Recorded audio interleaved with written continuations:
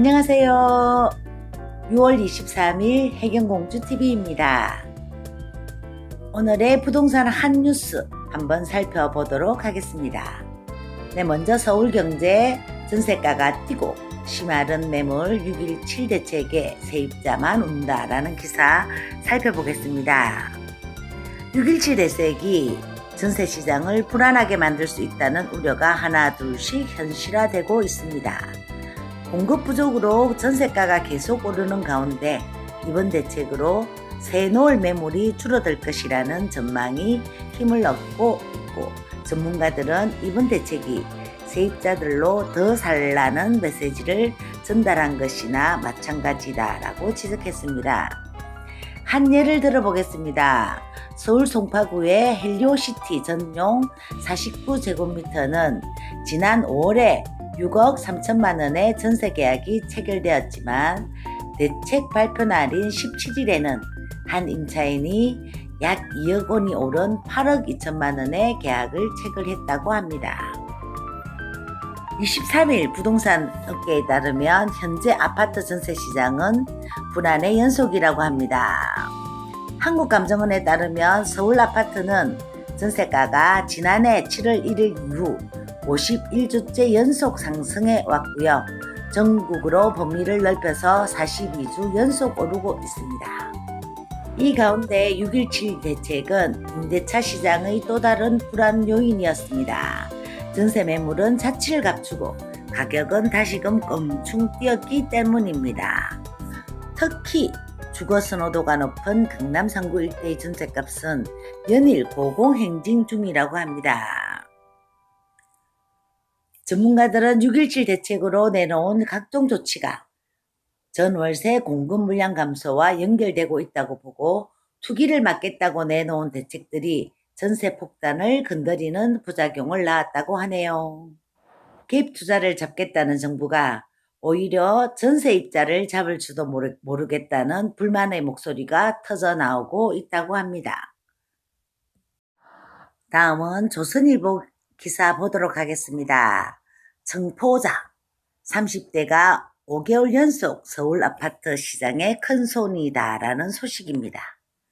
청약시장에서 소외된 30대들이 5개월 연속 서울 아파트를 가장 많이 사들인 것으로 나타났다고 합니다.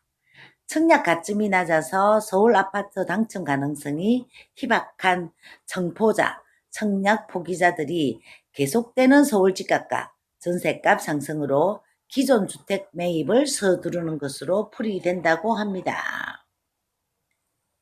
이에 박원갑 KB국민은행 부동산 수석 전문위원은 가점이 낮아서 청약시장에서 소외된 30대들이 서울 집값이 안정될 것이라는 확신을 얻지 못하자 조바심을 내며 기존 아파트 매입에 나선 것이라고 보인다라고 말했습니다. 다음은 뉴시스 기사 보겠습니다. 6.17 대책 후 쏟아진 수십 개 청원, 왜 우리 지역이 규제냐라는 한 목소리가 나오고 있습니다. 정부의 6.17 부동산 대책 이후 후폭풍이 거세다고 합니다.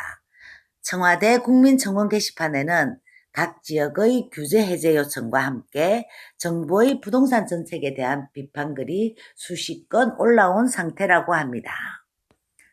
청원의 대부분들은 자신이 살고 있는 지역을 규제에서 제외해달라는 요청들이었습니다. 금단 신도시를 비롯해서 인천, 의정부, 양주, 용인, 고양, 청주 등 지역도 다양하다고 합니다. 임대사업자들 역시 청원을 올리고 있습니다.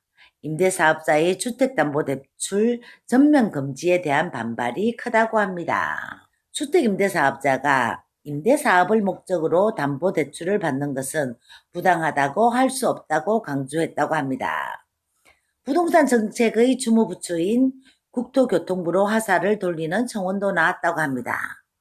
시청원은 국토부 장관과 국토부 및 관계부처 직원을 포함한 가족들은 선량한 서민들 앞에 한 점 부끄럼 없이 깨끗한 건가 라며 현 정부 집권 이후 부동산 거래 내용을 서민들 앞에 공개해달라고 밝혔습니다.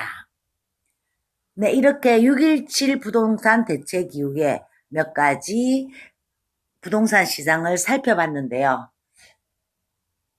우리나라가 현재 부동산 대책이 발표를 하면 주위의 지역들이 집값이 오르는 풍선 효과가 거세게 일어나고 있습니다. 김현미 국토부 장관이 집권한 3년 동안 강남의 52%의 아파트 가격이 올랐다고 하네요.